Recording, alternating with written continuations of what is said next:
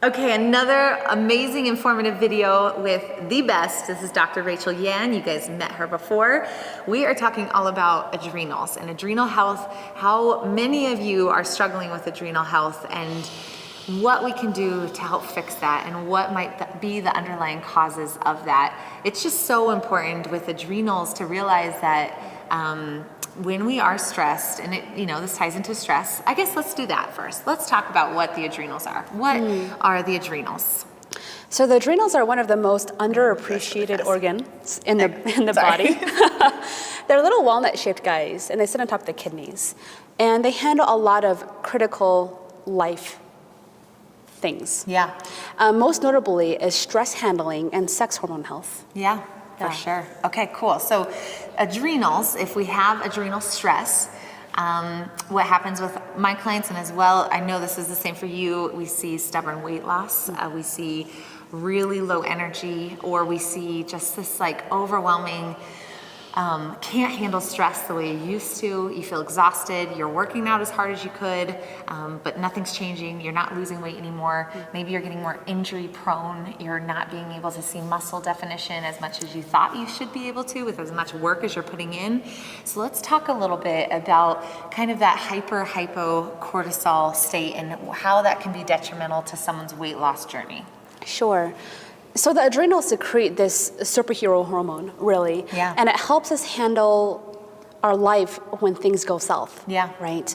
And so if we're being chased by the bear, for example, our adrenals are going to be part of this fight or flight response, which is going to be really great, gets us out of a bad situation to live another day. Yeah. And how it does that is by a form of catabolism, which means it breaks down your body tissue. So we're talking about muscles, tendons, ligaments. Yeah. To give you this little burst of speed. Yeah. Right. To survive. To survive. Survival. Yeah. Totally. For sure. Right. It's this catabolic state. Yes. And this catabolic state can be really good for a short period of time.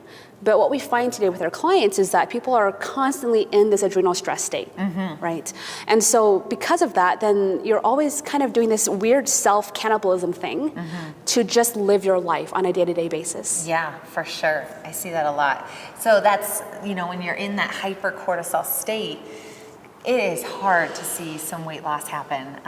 Your body doesn't want to move. And I think that also on the other end of that spectrum, when you are always in a hyper state, your adrenals are going to give up. There's going to be a point where they just poop out. Yes. They're not meant to do that. They're meant to survive one instance of being chased every so often, not constantly day in and day out with our life stress that can so easily happen. So how can weight loss suffer when we are in a hypo state, when our cortisols can't produce enough cortisol? How does that play into someone not being able to see results with their body? Sure.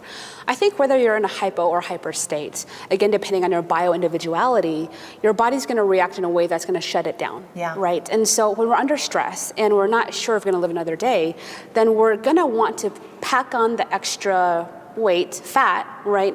Because something bad is happening and we want to kind of live out the winter. Yeah, that's right? true. And so no matter whether your adrenals are up or down or if they're in a transitionary state, it's kind of like one step forward with your working out and then two steps back. Because to accomplish your working out, it's going to do a little bit of self-eating, right?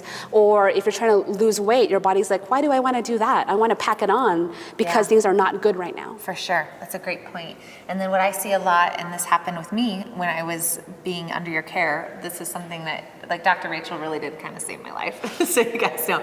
But there's this thing called DHEA, which creates our hormones. And when you are in a hypo state for so long, or a chronic stress state, those hormones start to disappear because your body uses them for cortisol. They want more cortisol or more ways to make cortisol, and hormones take a back seat because it's more important to survive than it is to procreate.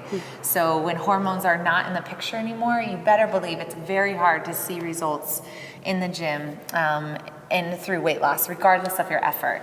So I think the first thing I really want to get, maybe a couple things that lifestyle changes, what is something they can do right now if they feel like adrenal stress or weight loss is really tough, if they feel stressed out, if they're exhausted, the kind of typical adrenal issues that we see in our practice, what are some things that they can start now, lifestyle changes to help with that?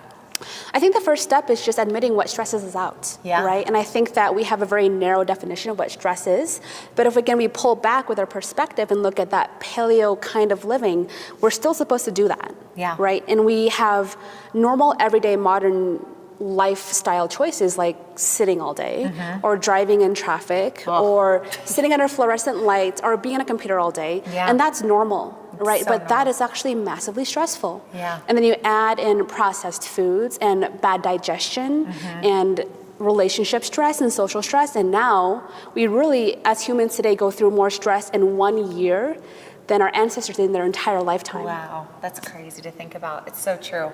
I think we should have you guys write a list today of things that stress you out and things that do the opposite. So not just stress you out, because that might make you stressed, but things that make you happy. So the happy list, and then the things that cause you stress, maybe reprioritize. If you are doing more of the things that stress you out, you gotta do some soul searching and figure out what you can change, because no matter what diet you're on, no matter what supplements you're on, if you can't dig deep and try to figure out, okay, I'm watching too much TV before bed, or maybe checking my email too late, I'm not sleeping enough, or I'm working out too hard and I'm pushing my body, or eating too little. I think that those things can all be something that tie in, that you guys can, too much coffee, that's a big one, isn't it? That's a really big one. Yeah, it's huge. Yeah, so that's a big one. So if you need coffee to get through your day, you really need to sit down and reprioritize, okay, why is that? Dig deep and see, because true health doesn't come from a lot of caffeine. It comes from you feeling energized because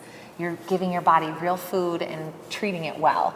I guess my last thing I really wanted to touch in on, I know this is kind of lengthy and nerdy, but when I have adrenal health, I have adrenal stress, sometimes not just the adrenals are causing the issue. So we have, tying this back into why I have you guys eat this way, it's to really control your blood sugar. Because when we eat a lot of refined carbs and sugars, we are on that up and down roller coaster. And that is really number one for adrenal stress, in my opinion.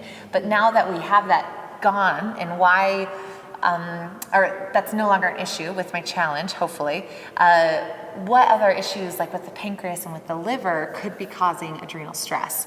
I guess I just wanted to have you talk about that a little bit, and from the clinical perspective, what things you do with your clients to make sure the whole body's supported.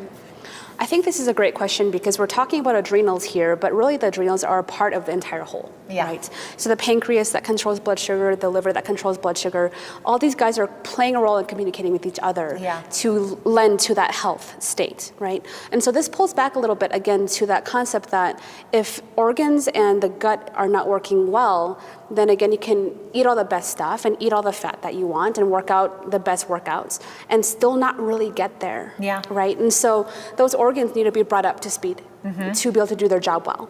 And for some of us, it takes a little bit of time. Right, a 21-day challenge is so great for so many of us that just really didn't have any idea. But then going the next step would be to maybe working with someone who could really focus on what you individually need. For sure.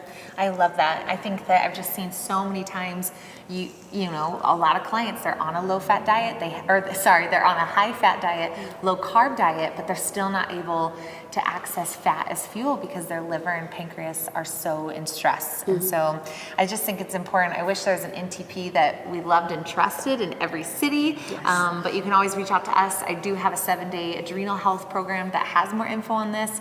I just think it's important to know, just some takeaway questions. I want you to answer me this. How do you feel after you eat? Do you feel tired? Do you feel energized? Or do you feel just good? Do you get shaky before meals? You want to have stable blood sugar, and when that's not there, there's going to be something else that needs to be addressed other than just adrenals. And I guess let's just finish with some of your favorite adrenal, let's talk about adaptogens. That's a really good question.